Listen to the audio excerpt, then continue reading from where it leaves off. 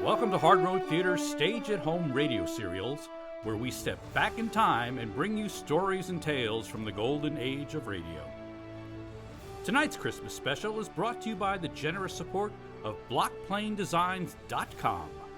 BlockPlane Designs is a graphic design and web development agency that provides a full assortment of creative services for businesses, organizations, and individuals. The BlockPlane Design team builds powerful creative, including logo and branding, print design and fulfillment, web development, and social media management. More than just designers, let BlockPlane Designs be your creative advisors. That's BlockPlane Designs, BlockPlaneDesigns.com. Let us take you now to a small 5,000-watt radio station in the Midwest. It's Christmas Eve, and it's just beginning to snow.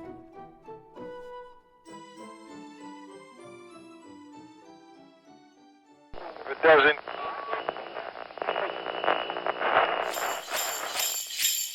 Good evening, everyone, and welcome to our very first Christmas show of the 1950s.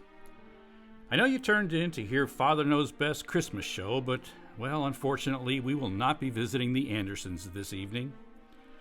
We are all aware that this has been a bad flu season for everyone, and apparently actors and actresses are not immune.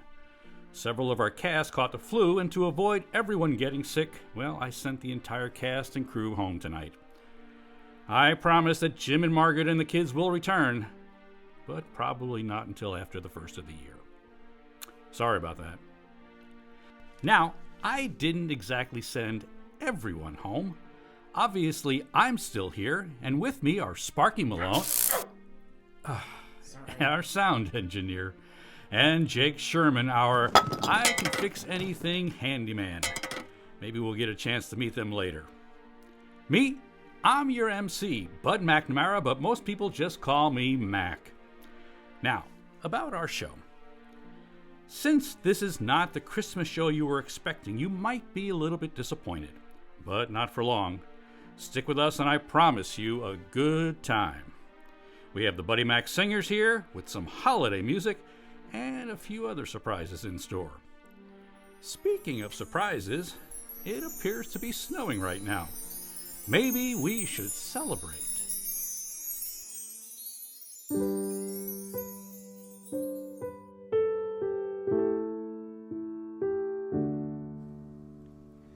I'm dreaming of a white Christmas, just like the ones I used to know, where the treetops glisten and children listen to hear sleigh bells in the snow. I'm dreaming of a white Christmas, with every Christmas card I write. May your days be merry and bright, and may all your Christmases be white. I'm dreaming of a white Christmas, just like the ones I used to know, where the treetops glisten and children listen to hear sleigh bells in the snow. I'm dreaming of a white Christmas, with every Christmas card I write. May your days be merry and bright, and may all your Christmases be white.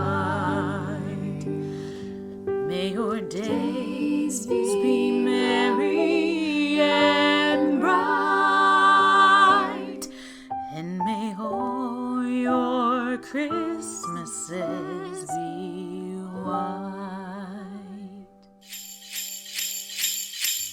So that was the Buddy Mac Singers with White Christmas. I enjoyed that. How about you, Jake? Oh, that was the prettiest thing I've heard today. Wasn't it? Hey, look. I'd like to buy you guys a Christmas present, but I'm a little light on cash right now. Well, say, do you need some money? Well, now that you brought it up. Wait, now that I brought it up? Yep. Didn't you just ask me if I needed some money? Oh, well, yeah, I guess so, but wait, didn't you just... Look, since you offered, all I need is $5. $5? I'll pay you back. Well, how do I know that?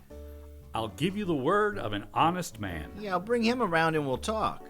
Look, we're pals, right? Yeah?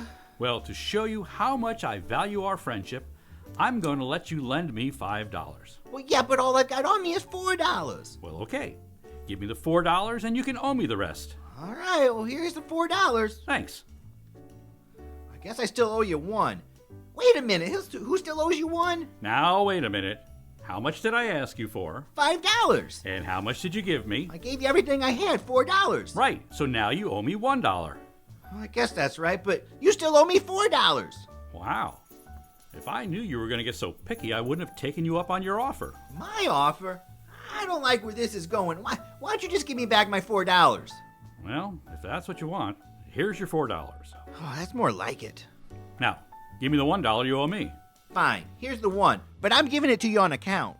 On account? Yeah, on account of I don't know how I owe it to you. Well, believe me, this is the last time I ever ask you to lend me $5. Look, how can I lend you $5? I only had $4 to start, and now I only have $3. Fine. If it'll make you happy, I will do you a favor. Give me the $3 and you can owe me the $2. Oh, this is getting worse all the time. First I owed you $1, and now I owe you $2. What kind of racket are you pulling? Racket? If you talk to me like that, I may just forget about buying you a Christmas present. Oh, good, because I don't think I can afford it.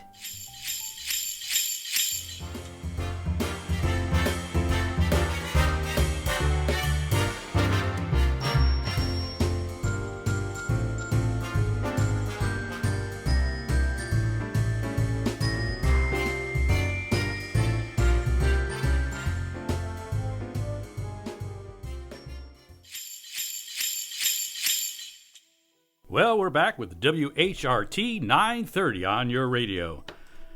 So, we're here with Jake and Sparky and... Sparky. I'm sorry. Anyway, Jake, let me kind of introduce you to everybody here. Jake, I've always wanted to ask you, how'd you get the nickname Jake? It's a long story. Well, we have the time. I'd rather not. Lots of time. So, my real name is, Thaddeus Beauregard Sherman. Whoa. Yeah, my brothers are, Phineas, Aloysius, Augustus, and, Atticus. Did your mom love you guys? Never mind. So, why then Jake? Well, Mom had trouble keeping the name straight, so it was easier for her to call all of us Jake. Wait. You got 5 boys and you're all nicknamed Jake? Yeah, it was easier that way. She'd step out on the porch and she'd call for Jake, and all of us would come running. So, do you call each other Jake? Nah, we actually have our own nicknames. We got Finn, Lou, Gus, and Tiki. And you? T-Bone. T-Bone. Oh, I get it. Thaddeus Beauregard, Beauregard, T-Bone. I get it. It's very clever. Yeah, that's not it. Actually, it's, I'm a really bad driver and I tend to run stop signs. And yield to any sleigh bells you hear. Yeah.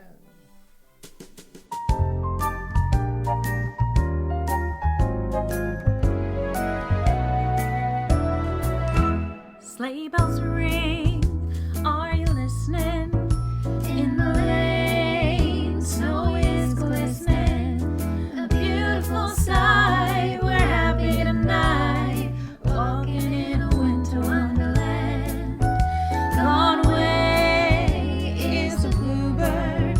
Here to stay is a new bird. He sings a song as we go along. Walking in a winter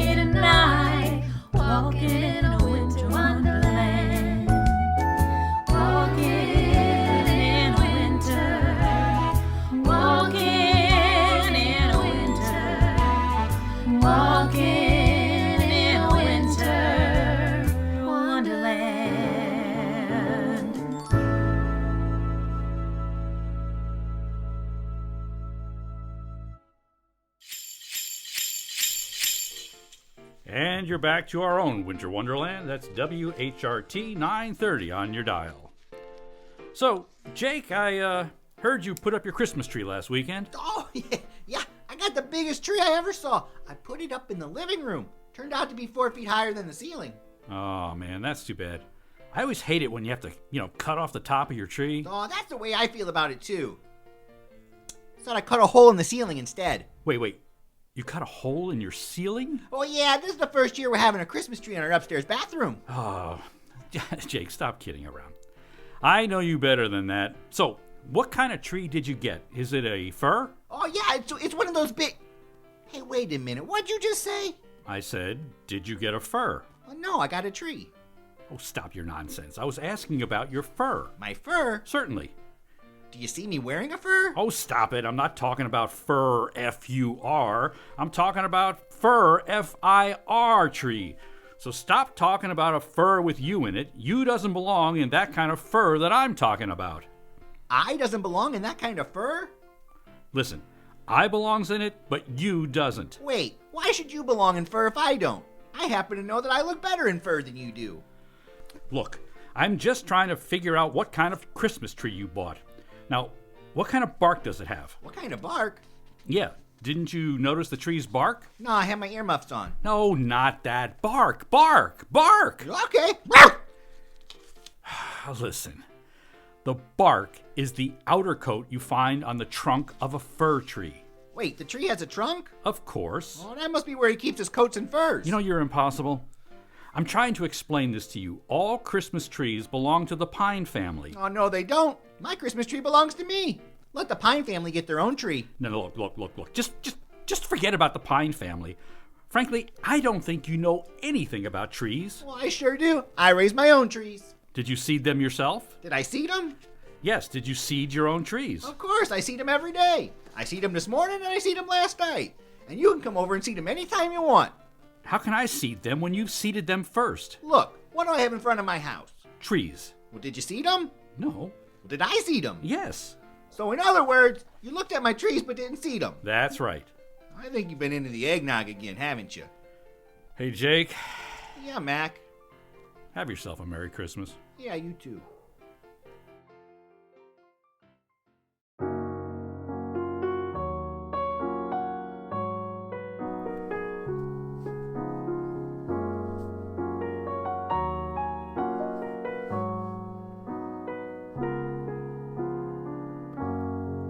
Have yourself a merry little Christmas. Let your heart be light. From now on, our troubles will be out of sight.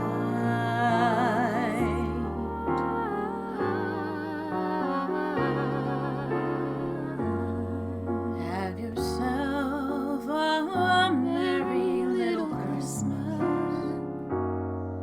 Make the Yuletide gay. From now on, our troubles will be miles away.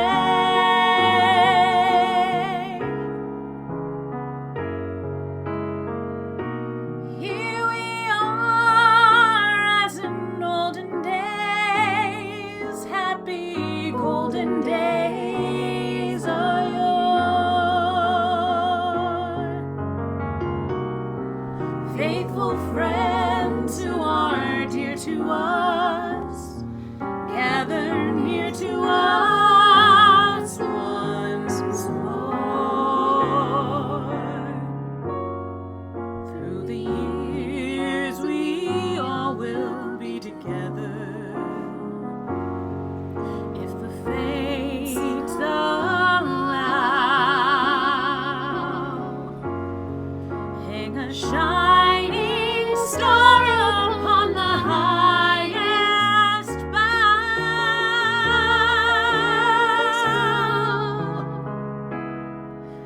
and have yourself a merry little Christmas now.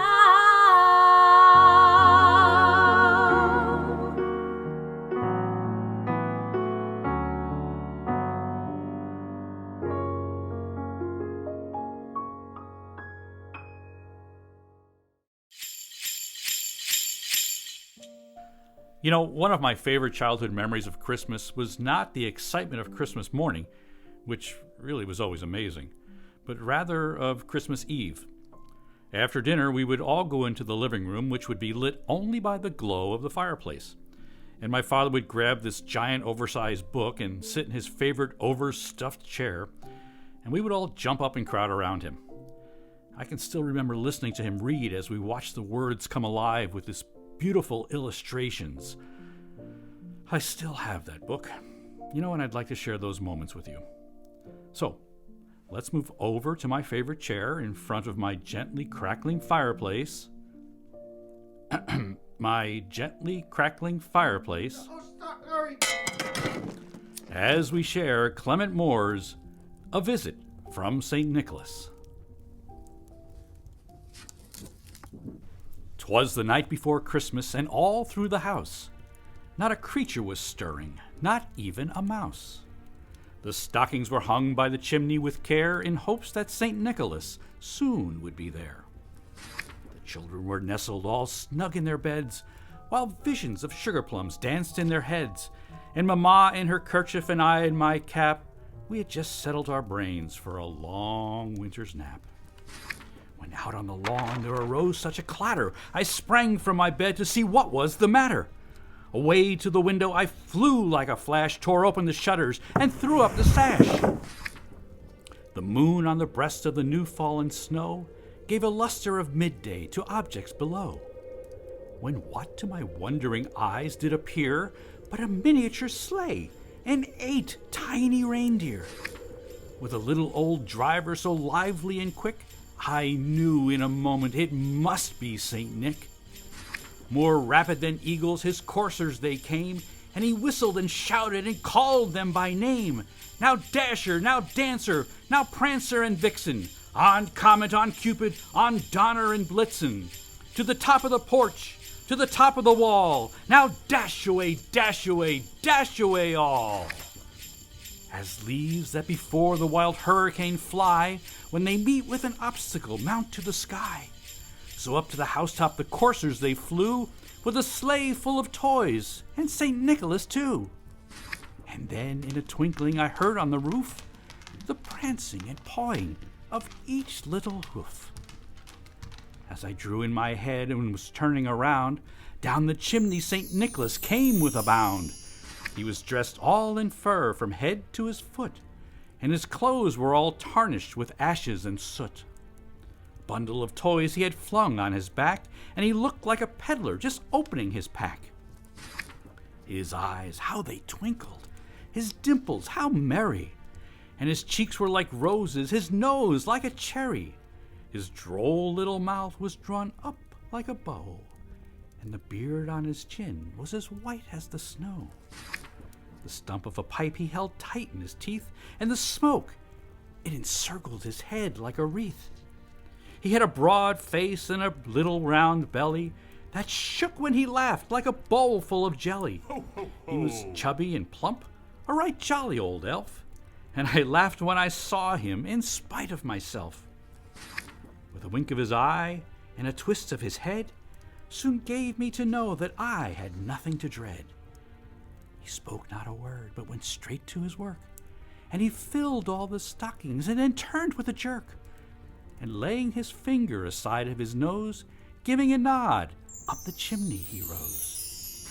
He sprang to his sleigh, to his team gave a whistle, and away they all flew like the down of a thistle. But I heard him exclaim, ere he drove out of sight, "Happy Christmas to all, and to all a good night." Ho, ho, ho.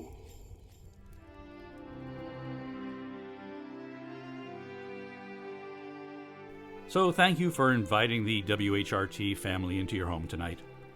Christmas is a special time for all of us, and we enjoy sharing our time with you. My thanks to the Buddy Mac Singers for their beautiful voices, and to Bud and Lou for their funny words. Of course, my special thanks to Jake and Sparks. Oh, I hope, for coming in tonight to help with this broadcast. We wish you all the peace and happiness of the season now and through the coming year. And have yourself A merry little Christmas now. Good night, and God bless. That concludes tonight's Christmas special brought to you by Block Plane Designs. Tonight's show featured Brian Knobloch and Carlos Munguia as Jake and Sparks. You okay? The Buddy Mac singers are Kenzie Holzinger, Weston Holzinger, and Brianna No. Thank you for listening, and don't forget to come back next week for another episode of Hard Road Theater's Stage at Home radio serials. This show is available on the Hard Road Theater Facebook page, our website, www.hardroad.org, and as a podcast through your favorite podcast provider, Apple or Spotify. So from all of us at Hard Road Theater, we wish you all the joy and peace of the Christmas season. I'm your announcer, Bill Sullivan. Good night, and be safe.